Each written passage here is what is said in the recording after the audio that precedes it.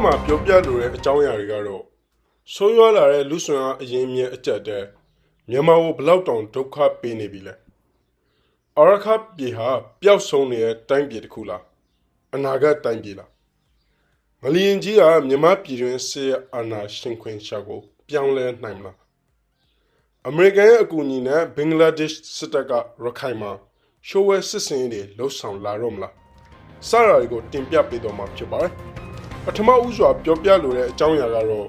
ဆိုးရွားလာတဲ့မြန်မာလူဆွမ်းအရင်းအမြစ်အကျက်တဲ့ဆိုတဲ့ခေါင်းစဉ်နဲ့ကိုထက်လိုင်ဝင်းရေးသားထားတဲ့အကြောင်းအရာဖြစ်ပါတယ်ဖူခရန်ရဲ့စာမျက်နှာမှာဖတ်ရတာပါခင်ဗျာ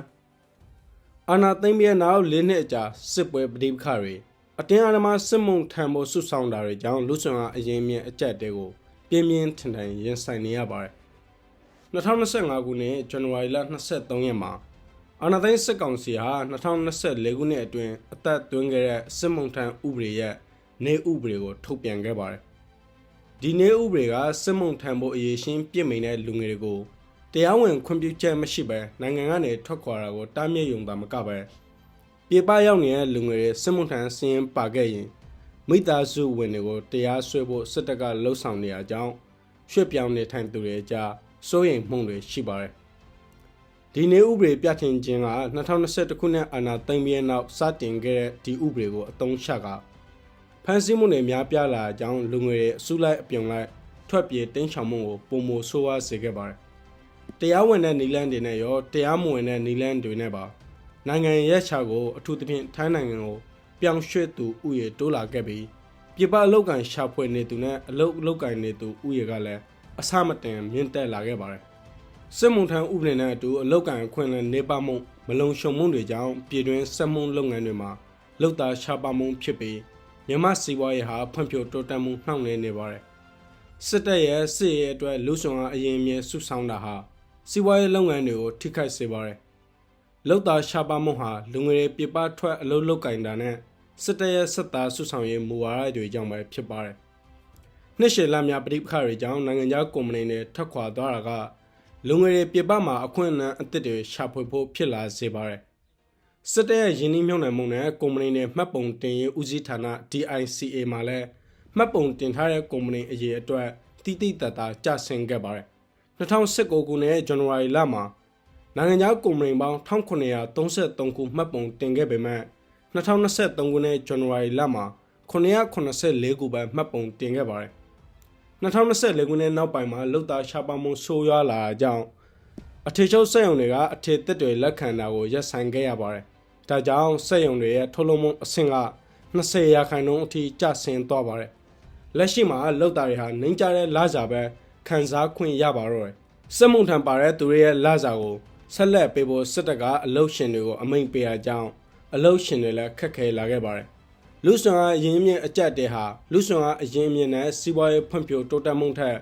စစ်ရေးဥဆောင်မှုကိုပဲဦးစားပေးနေတဲ့အုပ်ချုပ်ရေးမူဝါဒတွေကြောင့်ပဲဖြစ်ပါတယ်။လောက်သားရှားပါမှုကြောင့်စက်မှုလုပ်ငန်းတွေဖြစ်တဲ့စိုက်ပျိုးရေး၊ရာဘာစိုက်ခင်၊စားတောက်ဆိုင်၊အိုးလုပ်ငန်း၊လက်ဖက်စိုက်ခင်နဲ့စားထုတ်လုပ်တဲ့လုပ်ငန်းတွေပါထိခိုက်ခဲ့ရပါတယ်။မွန်ပြည်နယ်နဲ့ ER တိုင်းဒေသက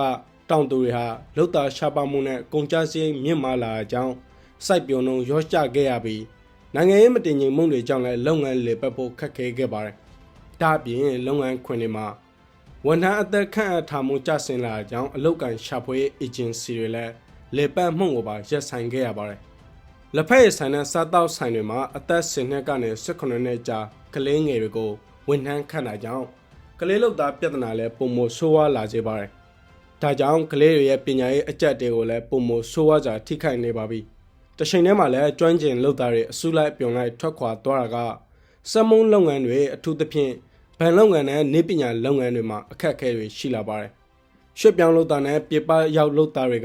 ကမိသားစုစင်ငွေလွှဲတာကပြည်တွင်းစီးပွားရေးကိုတစ်စိတ်တစ်ပိုင်းထောက်ပံ့ပေးပေမဲ့လူဆောင်အားအရင်းအမြစ်တွေအမြောက်အများဆုံးရှုံးတာက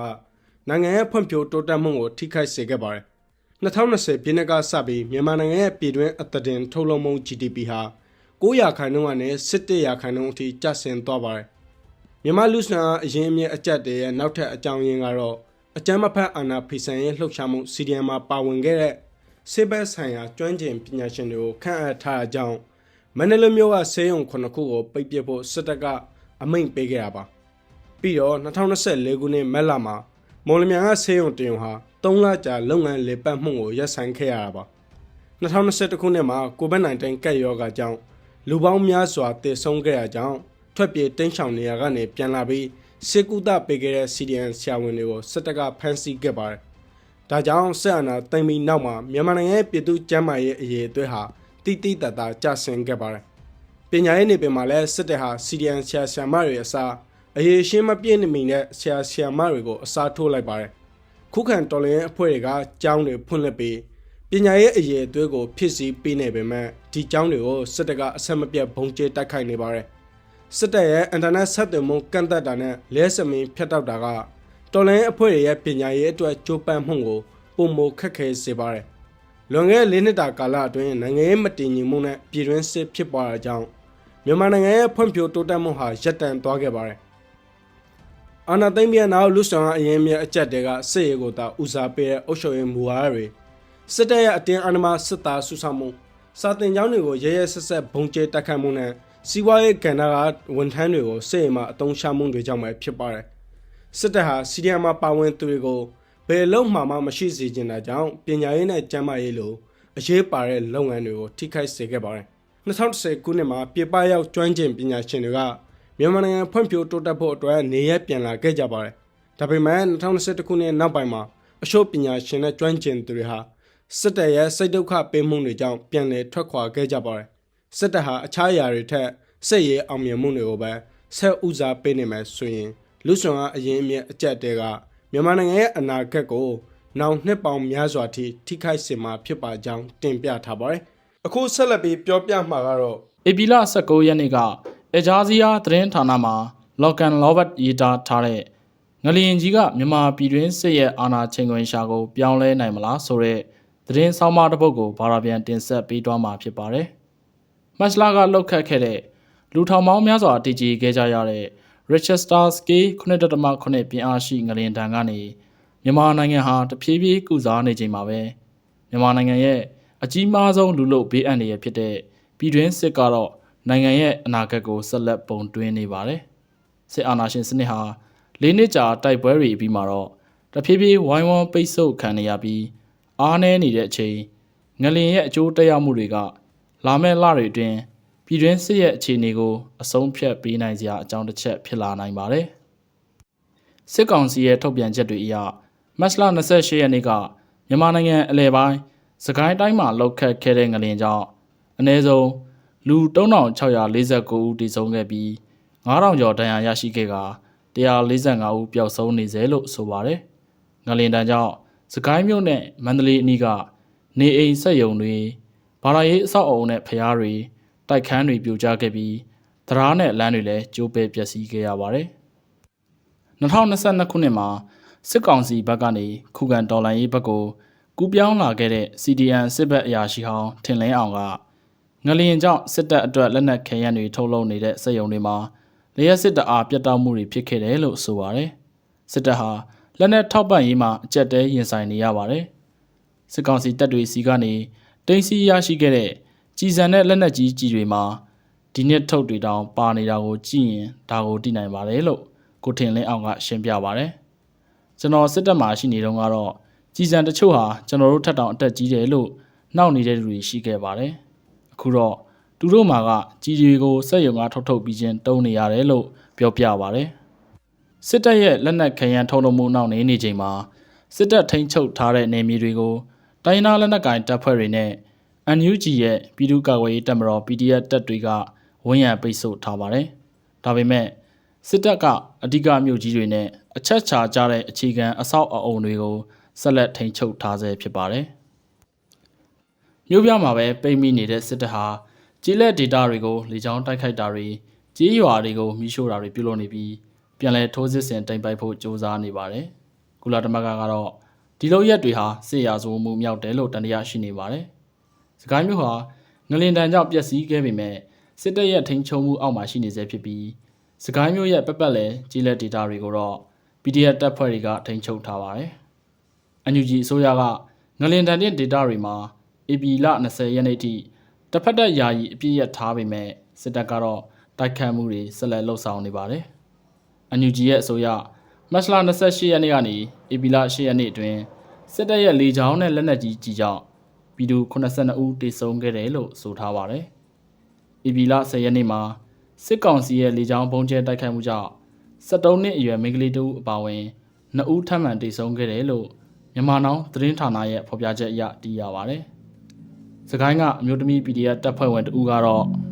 စစ်တပ်ဟာအပြစ်ရထားတဲ့အချိန်ကိုအခွင့်ကောင်းယူပြီးစကိုင်းမုံရလမ်းမကြီးကိုပုံမအတုံးပြလာတယ်လို့ပြောပါတယ်။ဒါပေမဲ့ AB အပြစ်ခတ်ရက်စဲရေးကာလအပြီးမှာတော့တိုက်ပွဲတွေပုံမပြင်းထန်လာမယ်လို့ PDF တပ်ဖွဲ့တွေကမျှော်လင့်ထားကြပါတယ်။ပြည်သူ့ကာကွယ်ရေးတပ်ဖွဲ့ဟာစကိုင်းတိုင်းမှာဆိုရင်စစ်တပ်ထက်ပုံမလင်မြန်ပြီးအချိန်ဟုန်ကောင်းပါတယ်။အခုဆိုရင်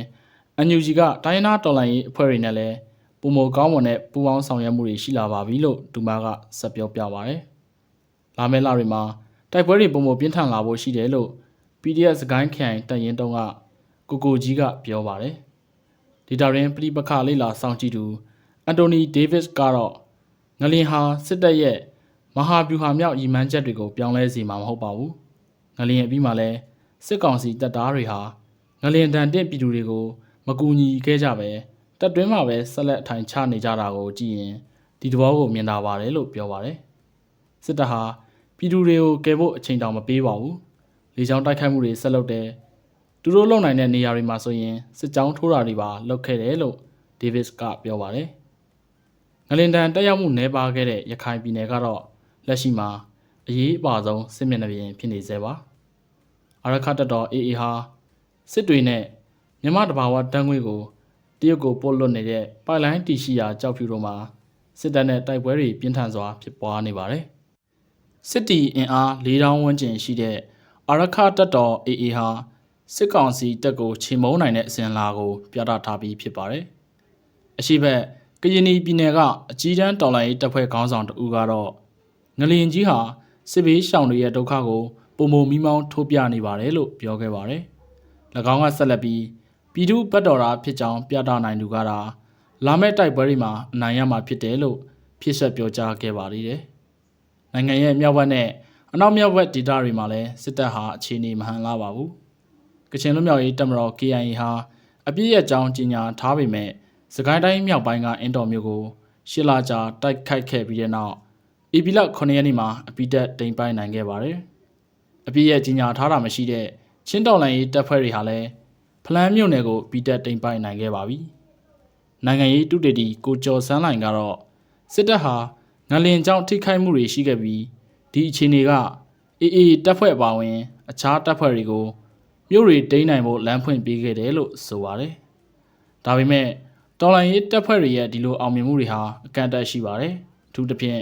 ပဲခူးနဲ့မကွေးလိုဒေသတွေဟာစစ်တပ်ရဲ့နှစ်ရှည်လများထိန်းချုပ်မှုရှိခဲ့တာဖြစ်ပြီးစစ်တပ်ဟာ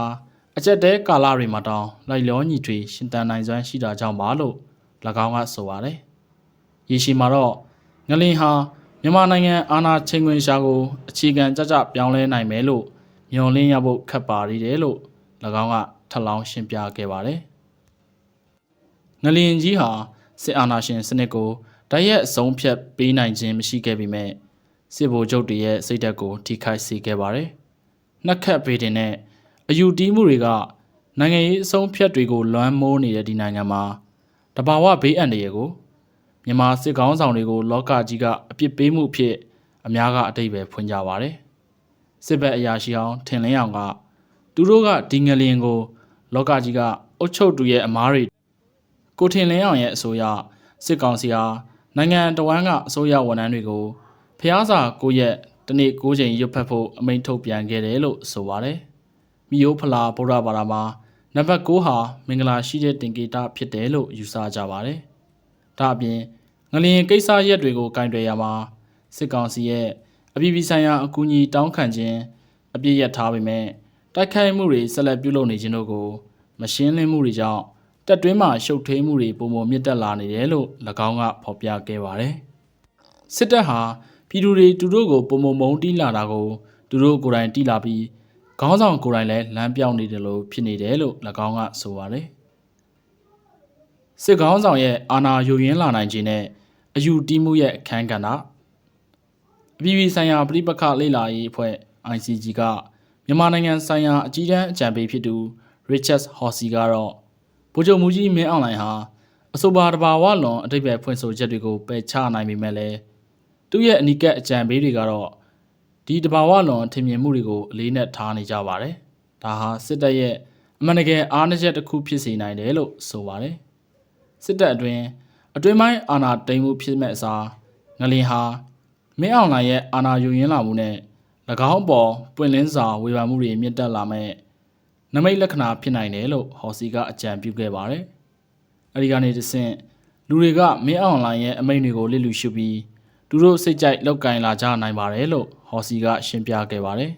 ။နိုင်ငံရေးတုံးတက်သူကိုကျော်စန်းလှိုင်ကတော့အချို့သောသတင်းရင်းမြစ်တွေအရငလင်ကိုစစ်အာဏာရှင်စနစ်ပြိုလဲမဲ့နမိတ်ဖြစ်ယုံကြည်မှုတွေကစစ်ကောင်စီအနေနဲ့အာဏာပြန်လည်ထိန်းချုပ်ဖို့ပုံမပြတ်သားတဲ့လုပ်ရက်တွေလုပ်ဖို့လိုအပ်ကြောင်းဖိအားပေးရမှာအတုံးချလာနိုင်တယ်လို့ဆိုပါတယ်။အယူတီးမှုဟာအခုပဋိပက္ခမှာစစ်တပ်ရဲ့ဆုံးဖြတ်ချက်တွေကိုပုံဖော်နေတဲ့အချက်အများကြီးတဲ့အချက်တစ်ခုသာဖြစ်တယ်လို့၎င်းကဖြစ်ဆက်ပြောကြားခဲ့ပါတယ်။ငလင်ဟာမြန်မာနိုင်ငံရဲ့အခြေခံအဆောက်အအုံတွေကိုကြီးမားစွာထိခိုက်ပျက်စီးစေခဲ့ပြီးမန္တလေးပြည်သူတွေဟာသူတို့ရဲ့နေအိမ်တွေအကြီးကျယ်ပျက်စီးခဲ့တာတွေကြောင့်နေရစွန့်ခွာမှုတွေဖြစ်လာနိုင်တယ်လို့ဟော်စီကထောက်ပြခဲ့ပါတယ်။ဒီငလင်ရဲ့အပြည့်အစည်းပမာဏအရပြည်တွင်းစစ်ကိုတက်ရောက်မှုရှိပါလိမ့်မယ်။ဒါပေမဲ့ဘလို့ပုံစံဖြစ်မယ်ဆိုတာကိုကြိုတင်ခန့်မှန်းမှုခဲယဉ်ပါတယ်လို့၎င်းကဆိုပါတယ်။ငလင်ဒဏ်တဲ့ပြည်သူတွေအပေါ်ထိရောက်မှုမရှိတဲ့စိတ်မဝင်စားတဲ့တုံ့ပြန်မှုတွေနဲ့အရေးပေါ်ကာလမှာတောင်တိုက်ခိုက်မှုတွေဆက်လက်လုပ်နေတာကြောင့်စစ်ကောင်စီရဲ့အကုန်သတင်းဟာပြည်သူတွေနဲ့တော်လှန်ရေးတပ်ဖွဲ့တွေကြားပိုပြီးကျဆင်းသွားပါတယ်။ဟော်စီကတော့ငလျင်အပြီးမှာအင်အားကြီးတိုင်းရင်းသားလက်နက်ကိုင်တပ်ဖွဲ့တွေဟာစစ်ကောင်စီနဲ့ငြိမ်းချမ်းရေးညှိနှိုင်းဖို့ပို၍ပင်မလိုလားတော့လို့ဆိုပါတယ်။ဖြစ်နိုင်ရည်နည်းပေမဲ့သဘောထားပြည်လည်မှုရနိုင်တဲ့ဆိုရင်တောင်မှစစ်ကောင်စီဟာငြိမ်းချမ်းရေးစာချုပ်တစ်ခုခုကိုလိုက်နာမယ်လို့ဘယ်အဖွဲ့အစည်းကမှယုံကြည်ကြမှာမဟုတ်ဘူးလို့၎င်းကပြောပါတယ်။တရားဝင်မှုပြည့်ရင်းနေပြီးစွမ်းဆောင်ရည်နှိမ်ပါတဲ့စစ်တပ်ကလက်မှတ်ရေးထိုးထားတဲ့စာရွက်စာတမ်းတစ်ခုကိုဘယ်သူကအယုံကြည်ရှိမှလဲလို့ဟော်စီကမေးခွန်းထုတ်ခဲ့ပါတယ်။အခုဆက်လက်ပြီးပြောပြမှာကတော့ဘရလာရှိယနီက Perspective သတင်းဌာနမှာမိုဟာမက်ဝါလီယူတင်တန်ဗီယာရေးသားထားတဲ့အာရခပြည်ဟာပျောက်ဆုံးသွားတဲ့တိုင်းပြည်တစ်ခုလားအနာဂတ်ပြည်နယ်တစ်ခုလား Arakan a Lost Land or a Future Province ဆိုတဲ့ဆောင်းပါးကိုဘာသာပြန်တင်ဆက်ပေးသွားမှာပဲဖြစ်ပါတယ်။ရခိုင်ပြည်နယ်ရဲ့ပထဝီနိုင်ငံရေးအခြေအနေဟာအာရကန်တပ်တော် AA ရဲ့အရှိန်အဟုန်ကြီးထွားလာမှုနဲ့အတူအပြောင်းလဲတစ်ခုဖြစ်ပေါ်လာခဲ့ပါတယ်။တစ်ချိန်ကအပေခံတပုံအဖွဲ့ဖြစ်ရာကနေ AA ဟာအခုဆိုနေပြည်တော်ဗဟိုအစိုးရနဲ့ဒေသတွင်းအာဏာပိုင်တွေစီကိုစိန်ခေါ်လာနိုင်ပြီဖြစ်တဲ့အင်အားကြီးနိုင်ငံရေးအင်အားစုနဲ့စစ်ရေးအင်အားစုတစ်ခုဖြစ်လာခဲ့ပါပြီ။ရခိုင်ပြည်နယ်ရဲ့ကျယ်ပြန့်တဲ့နယ်မြေတွေဘင်္ဂလားဒေ့ရှ်နယ်စပ်တစ်ခုလုံးကိုထိန်းထားနိုင်ပြီဖြစ်တာကြောင့်AAဟာဒေသတွင်းအာဏာချိန်ခွင်ရှာကိုပြန်လည်ရရှိခဲ့ပြီဖြစ်ပါတယ်။မြောက်ဦးကရခိုင်ပြည်နိုင်ငံလို့လူသိများတဲ့ရခိုင်ပြည်ဟာမကွန်နဲ့ဗမာအင်ပါယာရီစီကနေပြည်ထောင်စုကိုလိုနီအုပ်စိုးမှုအထိရာစုနှစ်ပေါင်းများစွာအင်အားကြီးနိုင်ငံတွေကြားမှာပိတ်မိနေခဲ့တဲ့အငင်းပွားပွဲရာတိုင်းပြည်တစ်ခုဖြစ်ခဲ့ပါတယ်။အပြေးအဝကိုယ်ပိုင်အုပ်ချုပ်ခွင့်ဒါမှမဟုတ်လွတ်လပ်ရေးလမ်းကြောင်းပေါ်ရောက်နေပြီလား။မြမဗဟိုအုပ်ချုပ်မှုအောက်ကနေပြန်လဲပေါင်းစည်းသွားမလား။အာရကန်ဒေတာရဲ့အနာဂတ်ကမရေမရာမတိမချာဖြစ်နေပါတယ်။ဒီလက်တွေ့အခြေအနေတွေကြောင့်ဒေတာတွင်တန်တမန်ရေးရာအတွက်စိန်ခေါ်မှုတွေများစွာရှိပါတယ်။နိုင်ငံချင်းတန်တမန်ရေးဆိုင်ရာစံနှုန်းတွေကနိုင်ငံတော်မဟုတ်တဲ့အဖွဲ့အစည်းတစ်ခုပေါ်ပေါက်လာရင်ပြတ်သုံးနိုင်တာကြောင့်ဒါကာနဲ့အခြားနိုင်ငံတွေကရခိုင်ရဲ့မရေရာတဲ့အနာဂတ်အပေါ်သူတို့ရဲ့ချင်းကပ်ပုံကိုပြန်လဲဆန်းစစ်ရပါမယ်။မွတ်စလင်ရေးခင်းဟာတောင်အာရှမှာအရေးကြီးဆုံးလူသားချင်းစာနာထောက်ထားမှုဆိုင်ရာစိန်ခေါ်မှုတွေကတကူအဖြစ်ရှိနေစေဖြစ်ပါတယ်။မြန်မာနိုင်ငံမှာ2018ခုနှစ်စစ်တပ်ရဲ့မွတ်စလင်နှိမ်နင်းရေးစတင်ကလေးကမွတ်စလင်ဒုက္ခသည်9,300,000 ကျော်ဟာဘင်္ဂလားဒေ့ရှ်နိုင်ငံမှာခိုလုံခဲ့ကြရပါတယ်။ဒါကာနဲ့နေပြည်တော်ကြားမွတ်စလင်ပြန်လည်လက်ခံရေးသဘောတူညီချက်တွေရှိခဲ့ပေမဲ့နေရပြန်လာရေးအတွက်တင်လျော်တဲ့အခြေအနေတွေဖန်တီးပေးဖို့မြန်မာစစ်တပ်ကဆန္ဒမရှိရကြောင်းတန်တမန်ရေးရပ်တန့်မှုဖြစ်ခဲ့ပါတယ်။ ရခိုင်မျိုးသားရေးလက်နက်ကိုင်တပ်ဖွဲ့ဖြစ်တဲ့အာရခန့်တပ်တော် AA ပေါ်ပေါက်လာမှုကမြန်မာနိုင်ငံအနောက်ဘက်နယ်စပ်ဒေသမှာအာဏာချိန်ခွင်ရှာကိုပြောင်းပြန်လှန်လိုက်နိုင်တာပဲဖြစ်ပါတယ်။ဒီတိုးတက်မှုကမွတ်စလင်ရေးခင်ပေါ်ဘင်္ဂလားဒေ့ရှ်နိုင်ငံရဲ့တန်တမန်ရေးဆိုင်ရာချင်းကပ်ပုံကိုပြန်လည်ဆန်းစစ်ဖို့လိုအပ်စေပါတယ်။အာရခန့်တပ်တော် AA နဲ့ပတ်သက်တဲ့အဓိကအကြောင်းအရာအချို့ကတော့တိုင်းရင်းသားနောက်ခံသမိုင်းအာရခန့်တပ်တော်ဟာဗမာတိုင်းရင်းသားတွေနဲ့လူမျိုးစုအရဆက်ဆက်နေပေမဲ့ကိုပိုင်ဘာသာစကားရည်ကျေးမှုနဲ့သမိုင်းတည်လင်းရှိကြတဲ့ရခိုင်တိုင်းရင်းသားတွေကိုကိုးစားပြုပါတယ်။ရခိုင်ပြည်နယ်ဟာမြန်မာနိုင်ငံမှာအစင်းရဲဆုံးနဲ့ဖွံ့ဖြိုးတိုးတက်မှုအနည်းဆုံးဒေသတွေကတစ်ခုဖြစ်ပြီးဒေသခံပြည်သူတွေကဗဟိုအစိုးရရဲ့ခွဲခြားဆက်ဆံမှုနဲ့ပြစ်ပယ်ခံရမှုတွေကိုကြာရှည်စွာခံစားခဲ့ရပါတယ်။ဖွဲ့စည်းပုံနဲ့ရည်ရွယ်ချက်များအစပိုင်းမှာအာရခန့်တပ်တော်ကိုမြန်မာဗဟိုအစိုးရရဲ့ဖိနှိပ်မှုနဲ့ပြစ်ပယ်မှုတွေကိုတုံ့ပြန်မှုကိုပိုင်ကာကွယ်ရေးပြည်သူ့စစ်အဖွဲ့အဖြစ်စတင်ဖွဲ့စည်းခဲ့တာဖြစ်ပါတယ်။ဒါပေမဲ့အချိန်ကြာလာတာနဲ့အမျှသူ့ရဲ့ရည်မှန်းချက်တွေဟာရခိုင်တိုင်းရင်းသားတွေအတွက်ပုံမကျပြန့်တဲ့ကိုပိုင်အုပ်ချုပ်ခွင့်ကိုပိုင်ဆုံးဖြတ်ခွင့်နဲ့ရခိုင်တိုင်းရင်းသားတွေအတွက်ပုံမကျပြန့်တဲ့ကိုပိုင်အုပ်ချုပ်ခွင့်ကိုပိုင်ဆုံးဖြတ်ခွင့်နဲ့အခွင့်အရေးတွေရှာဖွေတာအထိပါဖြစ်လာပါတယ်။အချို့ကလွတ်လပ်တဲ့ရခိုင်နိုင်ငံတော်ကိုတောင်းဆိုခဲ့ကြပေမဲ့ဒါကတော့အငြင်းပွားစရာကိစ္စတစ်ခုအဖြစ်ရှိနေသေးဖြစ်ပါတယ်။တပ်မတော်နဲ့ဆက်ဆံရေးအာရခန့်တပ်တော်ဟာမြန်မာစစ်တပ်နဲ့အထူးသဖြင့်ရခိုင်ပြည်နယ်မှာထပ်တလဲလဲတိုက်ပွဲတွေဖြစ်ပွားခဲ့ပါတယ်။အာရခန့်တပ်တော်ရဲ့မြန်မာစစ်တပ်ကိုစန့်ကျင်တဲ့တော်လှန်ရေးမှာပျောက်ကြားနေပြူဟာနဲ့ဆုံးကိုတိုက်ခိုက်မှုတွေကကြော်ကြားတဲ့အပြင်ကိုပိုင်အုပ်ချုပ်ခွင့်အတွက်ဆယ်စုနှစ်ကြာတိုက်ပွဲဝင်ခဲ့ကြတဲ့လူမျိုးစုတော်လှန်ရေးအဖွဲ့အစည်းတွေရဲ့ပုံကံမှုမှာကဏ္ဍတစ်ခုကနေလည်းပါဝင်ခဲ့ပါတယ်။မွတ်စလင်ရေးခင်းမှာပါဝင်ပတ်သက်မှုအာရခန့်တပ်တော်ဟာအဓိကအဖြစ်ရခိုင်တိုင်းရင်းသားတွေရဲ့အခွင့်အရေးတွေကိုအလေးထားပေမဲ့မြန်မာနိုင်ငံရဲ့ပုံမကြီးမားပြီးရှုပ်ထွေးတဲ့လူမျိုးစုပဋိပက္ခတွေမှာပါဝင်ပတ်သက်ခဲ့ပါတယ်။ရခိုင်ပြည်နယ်ဟာမွတ်စလင်လူနည်းစုအပေါ်အကြမ်းဖက်မှုတွေလုပ်ခဲ့တဲ့နေရာတစ်ခုဖြစ်ပြီး2018ခုနှစ်မှာလူမျိုးတုံးတပ်ဖြတ်မှုတွေကျူးလွန်ခဲ့တယ်လို့မြန်မာစစ်တပ်ကိုဆွဆွဲထားပါတယ်။ဒါပေမဲ့အာရခန့်တပ်တော်နဲ့မွတ်စလင်အဖွဲ့တွေကြားမှာနိုင်ငံရေးရည်မှန်းချက်တွေမတူညီတဲ့အပြင် AA ဟာမွတ်စလင်အရေးအခင်းမှာဓာတ်ရိုက်ပါဝင်ပတ်သက်တာမရှိပေမဲ့ဒေသတွင်းမတည်ငြိမ်မှုကလူအဖွဲ့အစည်းအားလုံးကိုထိခိုက်စေခဲ့ပါတယ်။အာရခန့်တပ်တော် AA ရဲ့တိုးတက်မှုကိုဟန်တာနိုင်မှုအတွက်မြန်မာစစ်တပ်ဟာသွေးခွဲအုပ်ချုပ်တဲ့နည်းပညာတွေကိုပြန်လည်အသက်သွင်းခဲ့ပါတယ်။ဒီနည်းဗျူဟာထဲမှာမြန်မာနိုင်ငံမှာအရှိကြံရှိနေတဲ့မွတ်စလင်တွေကိုအတင်းကျပ်စစ်မှုခိုင်းတာအပါအဝင်မျှော်လင့်မထားတဲ့ရှုပ်ထွေးတဲ့ဖြစ်ပေါ်မှုကမွတ်စလင်လက်နက်ကိုင်အဖွဲ့တွေဟာမြန်မာစစ်တပ်နဲ့ပူးပေါင်းလိုက်ပြီး AA ကိုစန့်ကျင်တဲ့စစ်စင်ရေးတွေကိုပံ့ပိုးနေကြပါတယ်။ဒီနှစ်အစောပိုင်းကစပြီးဒီအဖွဲ့တွေဟာအတင်းကျပ်လူသစ်စုဆောင်းခဲ့ကြပြီးဘင်္ဂလားဒေ့ရှ်နိုင်ငံက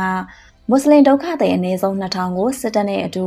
AA ကိုစန့်ကျင်တိုက်ခိုက်ဖို့ဖိအားပေးခဲ့ကြပါတယ်။ဒီလောက်ရက်ကအယုံကြည်မရှိတာကိုပိုနှဆိုင်စေပြီးပြိပခါတွေကိုလည်းပိုမိုရှုပ်ထွေးစေပါတယ်။ AA နဲ့မွတ်စလင်နှစ်ဖက်စလုံးဟာမြန်မာစစ်တပ်ရဲ့သွေးခွဲမှုကြားမှာမျောပါသွားခဲ့ကြပါတယ်။မီးလောင်ရာလေပင်စကလုံးတွေနဲ့တရင်အမှားတွေကြောင့်အထူးသဖြင့်ရခိုင်ပြည်နယ်တစ်ခုလုံးဒီပါစစ်တပ်ရေးဖြတ်တောက်ခံရချိန်မှာတိုက်ခိုက်မှုတွေပိုပြင်းထန်လာခဲ့ပါတယ်။ယုံကြည်စိတ်ချရတဲ့သတင်းချက်လက်တွေမရှိတာကြောင့်ဝါဒဖြန့်မှုတွေဖြစ်လာပြီးအကြမ်းဖက်မှုနဲ့မတည်ငြိမ်မှုတွေပိုမြင့်တက်လာခဲ့ပါတယ်။မွတ်စလင်လူဖွဲ့စည်းတွေကမွတ်စလင်လက်နက်ကိုင်အဖွဲ့တွေတိုက်ပွဲတွေမှာဘလောက်ထိတက်ကြွစွာပါဝင်နေလဲဆိုတာကိုရှော့ချပြောဆိုဖို့စ조사ခဲ့ကြပြီးတစ်ဖက်မှာလည်း AA က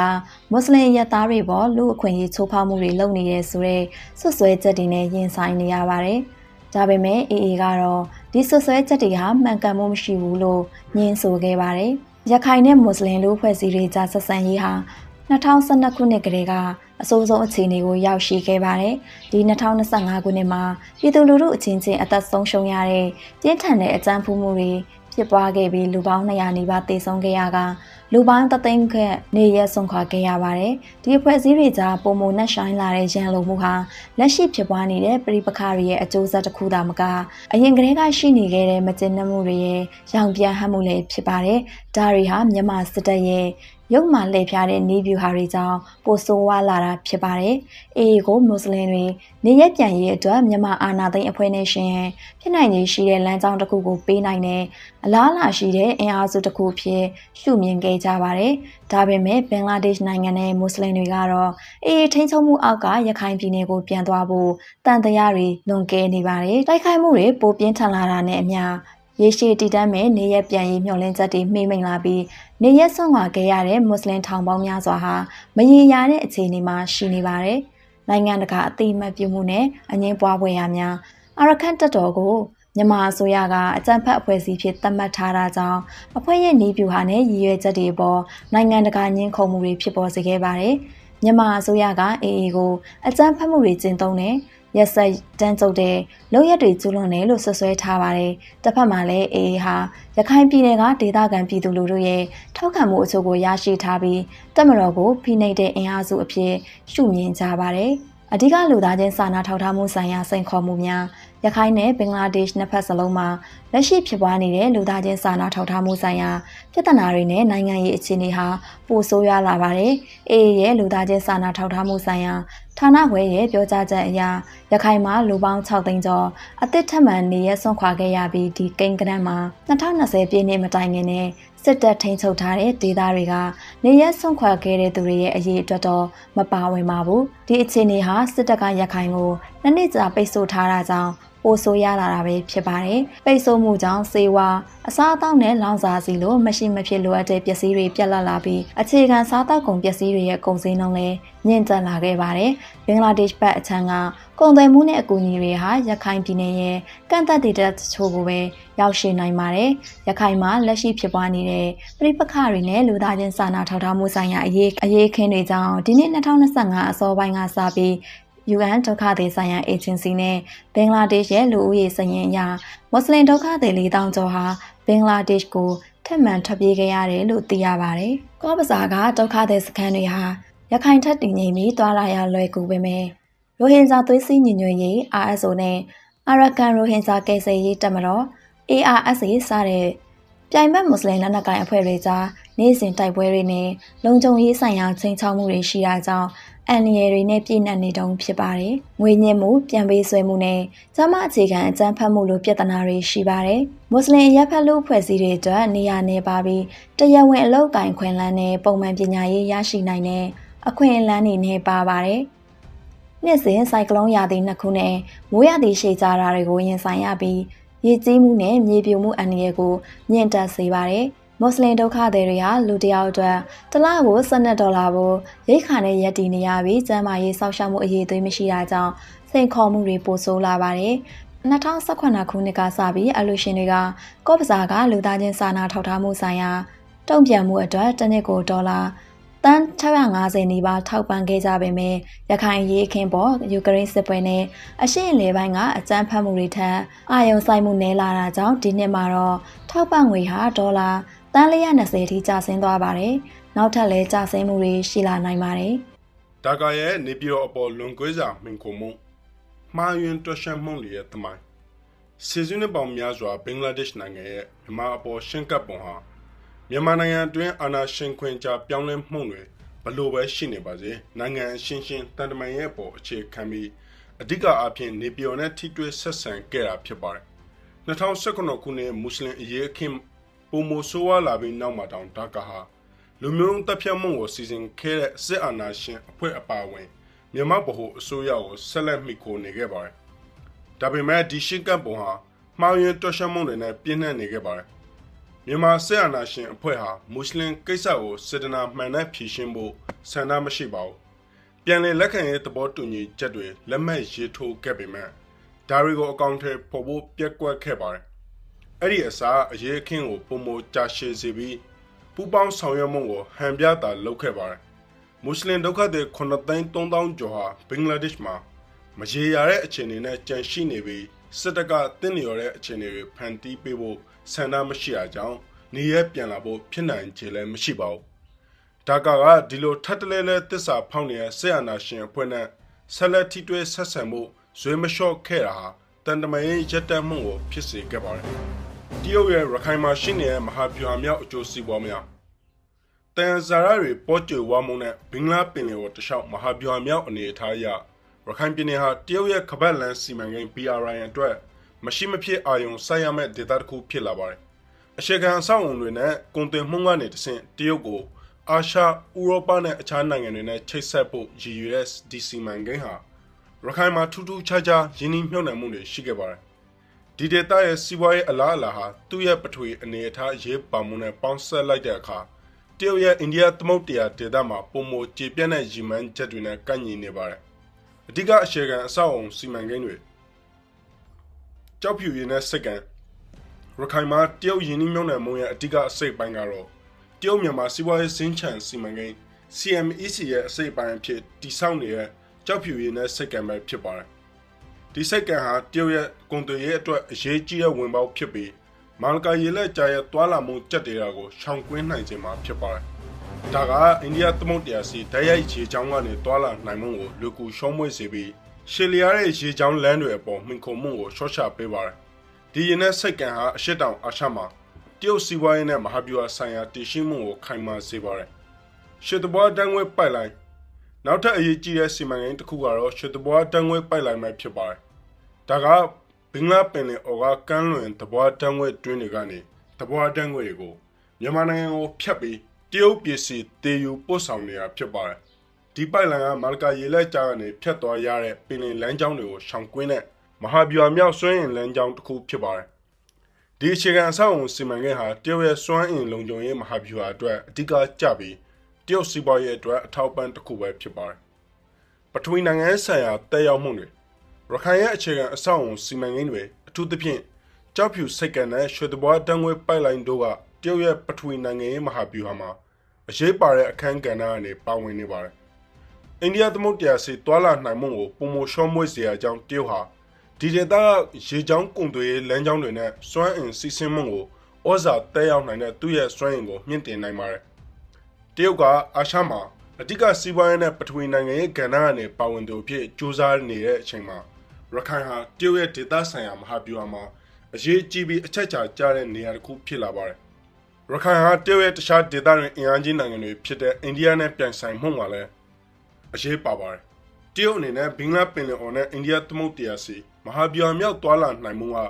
ဒီဒေသမှာအိန္ဒိယရဲ့ဩဇာအာဏာကိုထိန်းညှိစေနိုင်ပါတယ်။ဒါအပြင်စိတ်ကံတဲ့ပိုက်လိုင်းတို့ဟာကုန်သွယ်ရေးနဲ့အခြေခံအဆောက်အုံကွန်ရက်တစ်ခုဖန်တီးနိုင်ပြီ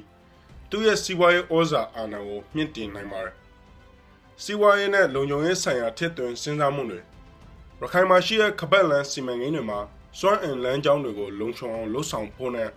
စီးပွားရေးဩဇာအာဏာရှစ်ထွင်နိုင်ဖို့ဆိုတဲ့ရည်ရွယ်ချက်နှစ်ခုရှိပါတယ်။တဘောတန်ဇာရပေါ်ကျွေဝပြီးမဟာဗျူဟာအရအရေးပါတဲ့ဒေသတစ်ခုမှာတရုတ်ကိုခြေကုပ်တစ်ခုရရှိစေမှာဖြစ်ပါတယ်။ဒါပေမဲ့ဒီစီမံကိန်းတွေဟာအငင်းပွားဖွယ်ရာတွေရှိပါတယ်။လက်ရှိဖြစ်ပေါ်နေတဲ့ပဋိပက္ခနဲ့လူသားချင်းစာနာမှုဆိုင်ရာအရေးအခင်းတွေကြောင့်ရခိုင်မှာမတင်ညီမှုကတရုတ်ရဲ့ရည်မှန်းချက်တွေကိုရှုပ်ထွေးစေပြီးအခြေခံအဆောက်အုံစီမံကိန်းတွေရဲ့ရည်ရှိတည်တံ့မှုကိုထိခိုက်စေနိုင်ပါတယ်။အရှုပ်ပြောရရင်ရခိုင်ရဲ့ကြွယ်ဝတဲ့တယံဇာရနဲ့မဟာဗျူဟာကျတဲ့တင်နေရာကြောင့်တရုတ်ရဲ့ခပတ်လန်စီမံကိန်းရဲ့အဓိကအစိတ်ပိုင်းဖြစ်လာပါတယ်။ကျောက်ဖြူရင်းနဲ့စိတ်ကံနဲ့ရွှေတဘွားတန်းငွေပိုက်လိုင်းလိုအဓိကအခြေခံအဆောက်အုံစီမံကိန်းတွေဟာတရုတ်ရဲ့ဒေသဆိုင်ရာနဲ့ကမ္ဘာမဟာဗျူဟာမှာသူ့ရဲ့အခန်းကဏ္ဍကိုခိုင်မာစေမှာဖြစ်ပါတယ်။ဒီစီမံကိန်းတွေဟာတရုတ်ရဲ့စွမ်းအင်လမ်းကြောင်းတွေကိုလုံခြုံစေုံသာမကအိန္ဒိယသမုဒ္ဒရာမှာသူ့ရဲ့မဟာဗျူဟာမြောက်အနေအထားကိုလည်းမြင့်တင်ပြီးအရှေ့တောင်အာရှမှာသူ့ရဲ့စီးပွားရေးနဲ့ပထဝီနိုင်ငံရေးဩဇာအာဏာကျေပြန့်စေမှာပဲဖြစ်ပါတယ်။အာရခတပ်တော်ရဲ့အင်အားကြီးထွားလာမှုကရခိုင်နဲ့ဘင်္ဂလားဒေ့ရှ်အတွက်အခြေအနေပြောင်းပြန်လှန်စေသူဖြစ်ပါတယ်။အာရခတပ်တော် A ကအရှင်အုံနဲ့နေမြေအများအပြားသိမ်းပိုက်နိုင်မှုကရခိုင်ပြည်နယ်မှာမြန်မာပြည်တွင်းပဋိပက္ခရဲ့အလှည့်ပြောင်းတစ်ခုဖြစ်လာခဲ့ပါတယ်။ပြီးခဲ့လအနေငယ်အတွင်း A ဟာ MO အနောက်ပိုင်းတိုင်းစစ်ဌာနချုပ်အပါအဝင်မဟာဗျူဟာမြောက်စစ်ရေးနေရာတွေကိုသိမ်းပိုက်ခဲ့ရကြောင်းမြန်မာစစ်တပ်ဟာနေမြေအများအပြားကိုလက်လွတ်ဆုံးရှုံးခဲ့ရပါတယ်။အာရခတပ်တော်ကဘင်္ဂလားဒေ့ရှ်နေဆက်အပါအဝင်နေမြေအများစုကိုထိန်းချုပ်ထားနိုင်ပြီးဖြစ်တာကြောင့်နေဆက်ဖြတ်ကျော်လုံခြုံရေးဒုက္ခသည်တွေရွှေ့ပြောင်းမှုနဲ့လူသားချင်းစာနာထောက်ထားမှုအကူအညီပေးရေးလုပ်ငန်းတွေအပေါ်ဩဇာအာဏာရှိလာပါတယ်။ဒီအာဏာအပြောင်းလဲဟာဘင်္ဂလားဒေ့ရှ်အတွက်ဓာတ်ရိုက်သက်ရောက်မှုတွေလည်းရှိပါတယ်။ပထမအချက်အနေနဲ့ A ကနေဆက်ကိုထိန်းချုပ်ထားတာက ကုန်ပစ္စည်းတွေနဲ့လက်နက်ကိုင်အဖွဲ့တွေရဲ့ရွှေ့ပြောင်းသွားလာမှုကိုရှုပ်ကိုင်နိုင်တာကြောင့်လုံခြုံရေးအခြေအနေကိုပြောင်းလဲစေပါတယ်ဒုတိယအချက်ကတော့မြန်မာစစ်တပ်ရခိုင်မှာအားနည်းသွားပြီးဖြစ်တာကြောင့်မွတ်စလင်အရေးအခင်းအတွက်ညှိနှိုင်းအပြေရှာရေးမှာအာရခတပ်တော်ကိုထည့်သွင်းစဉ်းစားရပါတော့မယ်တာရီယာအချက်အနေနဲ့ကတော့ရခိုင်ကနေရဲ့ဆွန့်ခွာသူတွေနဲ့ဘင်္ဂလားဒေ့ရှ်ကမွတ်စလင်ဒုက္ခသည်တွေအတွက်လူသားချင်းစာနာထောက်ထားမှုဆိုင်ရာကြိုးပမ်းမှုတွေဟာအုပ်ချုပ်ရေးနဲ့စစ်ရေးအာဏာကြောင့်အင်းနဲ့ထိတွေ့ဆက်ဆံမှုလိုအပ်လာပါတယ်ဒါကရဲ့သတိထားကင်တွင်မှုဟာလက်လွတ်ဆုံးရှုံးသွားတဲ့အခွင့်အလမ်းလားဒါကမှအစိုးရပြောင်းလဲသွားခဲ့ပေမဲ့ဘင်္ဂလားဒေ့ရှ်ရဲ့မွတ်စလင်အရေးအခင်းပေါ်ရပ်တည်ချက်ကတော့မပြောင်းလဲသေးပါဘူးမွတ်စလင်ဒုက္ခသည်တွေကိုရခိုင်ပြည်နယ်စီပြန်ပို့ရေးကိုဆက်လက်တွန်းအားပေးနေရဟာမွတ်စလင်တွေရဲ့ရည်မှန်းချက်တွေနဲ့ကိုက်ညီတဲ့ရည်မှန်းချက်တစ်ခုဖြစ်ပေမဲ့ဒီရည်မှန်းချက်ဟာတိုးတက်မှုမရှိတဲ့အပြင်စိတ်ပျက်စရာတွေပဲရှိပါတယ်ဘင်္ဂလားဒေ့ရှ်ကလက်ရှိအစိုးရဟာစိန်ခေါ်မှုတွေနဲ့ရင်ဆိုင်နေရပါတယ်မြန်မာစစ်တပ်နဲ့အာရခတပ်တော် A ရဲ့အပြစ်ခတ်ရက်စဲရေးဟာ2023ခုနှစ်နိုဝင်ဘာလမှာပြီးဆုံးသွားပြီးတိုက်ခိုက်မှုတွေရုတ်တရက်မြင့်တက်လာခဲ့ပါတယ်အဲ့ဒီနောက်ပိုင်း A ဟာရခိုင်ပြည်နယ်မြို့နယ်19ခုအထက်က10ခုကိုအပြေအဝထိန်းချုပ်လိုက်ပါတယ်ဒါကြောင့် A ဟာမြန်မာနိုင်ငံမှာအင်အားအကြီးဆုံးလက်နက်ကိုင်အဖွဲ့ဖြစ်လာပါတယ်ဒါပေမဲ့လည်းဘင်္ဂလားဒေ့ရှ်ရဲ့တရားဝင်ရည်တည်ချက်ကတော့တင်းမာနေဆဲဖြစ်ပါတယ်အာရခတပ်တော်နဲ့ထိတွေ့ဆက်ဆံဖို့ရှောင်ကြဉ်နေဆဲဖြစ်ပါတယ်ဒါကရဲ့အဓိကအမှားတွေအထက်ကတစ်ခုကတော့တန်တမန်ရဲမှာအမြဲတမ်းအထီးရောက်ဆုံးလမ်းကြောင်းမဟုတ်ခဲ့ဘူးဆိုတာကိုအတိအမှန်ပြုဖို့တွန်းဆုံနေရပဲဖြစ်ပါတယ်ကုလသမဂ္ဂကျွမ်းကျင်သူတွေမှတ်တမ်းတင်ထားတဲ့ခေါင်းဖြတ်မှုတွေမဒိန်ကျင့်မှုတွေနဲ့ညှဉ်းပန်းနှိပ်စက်မှုတွေအပါအဝင်အစုလိုက်အပြုံလိုက်အကြမ်းဖက်မှုအစီရင်ခံစာတွေအရမြန်မာစစ်တပ်ရဲ့ရက်စက်တဲ့နေဗျူဟာတွေကိုမြင်နိုင်ပါတယ်စစ်တပ်ရဲ့လူသားချင်းစာနာထောက်ထားမှုဆိုင်ရာကိစ္စတွေအပေါ်ဂရုမစိုက်မှုနဲ့ရခိုင်အပေါ်ထိန်းချုပ်မှုကျဆင်းလာတာကိုကြည့်ရင်မွတ်စလင်ကိစ္စကိုနေပြည်တော်နဲ့ပဲညှိနှိုင်းတာကဘင်္ဂလားဒေ့ရှ်အတွက်လုံးဝလက်တွေ့မကျပါဘူးအာရခတပ်တော်နဲ့လက်တွေ့ကြကြထိတွေ့ဆက်ဆံမှုလိုအပ်ပါကြောင်းမြန်မာစစ်တပ်နဲ့မတူတဲ့အာရခတပ်တော်ကအုပ်ချုပ်မှုအပေါ်ကွဲပြားတဲ့ရှင်းကပ်ပုံကိုပြသခဲ့ပါတယ်နိုင်ငံတော်မဟုတ်တဲ့အဖွဲ့အစည်းတစ်ခုအဖြစ်ရှိနေစေဖြစ်ပေမဲ့သူရဲ့ထိန်းချုပ်မှုအောက်ကနေမျိုးကိုညှိနှိုင်းဖို့နဲ့အုပ်ချုပ်ဖို့ဆန္ဒရှိတဲ့အကြောင်းပြသခဲ့ပါတယ်အထူးသဖြင့်အေကောင်းဆောင်ပိုင်းကဗုဒ္ဓဘာသာရခိုင်လူမျိုးလူအဖွဲ့အစည်းတွေနဲ့မွတ်စလင်တွေပါဝင်တဲ့အာရခလူအဖွဲ့အစည်းကိုပုံဖော်ခဲ့ပါတယ်ဒါဟာဆီယနာရှင်အဖွဲ့အုပ်ချုပ်စဉ်ကမရှိခဲ့တဲ့လမ်းစာကိုဖွင့်ပေးနေတာဖြစ်ပါတယ်အာရခတပ်တော်နဲ့လက်တွေ့ကြကြထိတွေ့ဆက်ဆံရင်ဖြစ်နိုင်ခြေရှိတဲ့အာသာချက်တွေအာရခတပ်တော်နဲ့ထိတွေ့ဆက်ဆံခြင်းအပြင်ဘင်္ဂလားဒေ့ရှ်ဟာမဟာဗျူဟာမြောက်အကျိုးကျေးဇူးအချို့ကိုရှာဖွေနိုင်ပါတယ်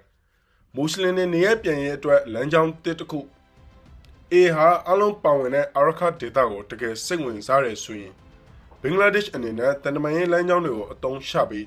မွတ်စလင်ဒုက္ခသည်တွေရဲ့လုံခြုံရေးနဲ့အခွင့်အရေးတွေကိုအာမခံတဲ့ပြန်လည်နေရာချထားရေးမူပေါင်းတစ်ခုအတွက်တွန်းအားပေးနိုင်ပါတယ်။နေဆက်လုံခြုံရေးပုံမကောင်းမွန်လာခြင်း A နဲ့ direct ဖြစ်စေတူဟွာရေးဖြစ်စေထိတွေ့ဆက်ဆံတာကလက်နက်မှောင်ခိုမှုနဲ့တရားမဝင်ကုသန်းရောင်းဝယ်မှုလိုနေဆက်ဖြတ်ကျော်လုံခြုံရေးဆိုင်ရာချင်းချောင်းမှုတွေကိုချော့ချနိုင်ပါတယ်။လူသားရင်းဆန္ဒထောက်ထားမှုဆိုင်ရာပူးပေါင်းဆောင်ရွက်မှုရခိုင်မြို့နယ်အများစုဟာအခု A ထင်းရှုံမှုအောက်ရောက်နေပြီဖြစ်တာကြောင့်နိုင်ငံတကာလူသားချင်းစာနာထောက်ထားမှုဆိုင်ရာအဖွဲ့အစည်းတွေရဲ့လှုပ်ရှားမှုတွေရှိလာနိုင်ပါတယ်။ဘင်္ဂလားဒေ့ရှ်အနေနဲ့နေဆက်နှစ်ဖက်စလုံးကလူသားချင်းစာနာထောက်ထားမှုဆိုင်ရာကိစ္စတွေကိုသက်သာစေဖို့လုပ်ပေးနိုင်ပါတယ်။တန်တမာရေးရပိတ်ဆို့မှုတွေကိုဖောက်ထွင်းနိုင်ခြင်းမြန်မာစစ်အာဏာရှင်အဖွဲ့ပေါ်ဆက်မီကွန်နေတာကတန်တမာရေးရကြဆုံမှုတွေကိုဖြစ်ပေါ်စေပါတယ်။ရခိုင်မှာသက်ဆိုင်သူတွေနဲ့ဆွေးနွေးညှိနှိုင်းတာကပြောင်းလဲမှုဖြစ်ပေါ်စေနိုင်ပါတယ်။စင်ကွန်မှုတွေနဲ့ထစ်သွင်းစဉ်းစားရမယ့်အချက်တွေ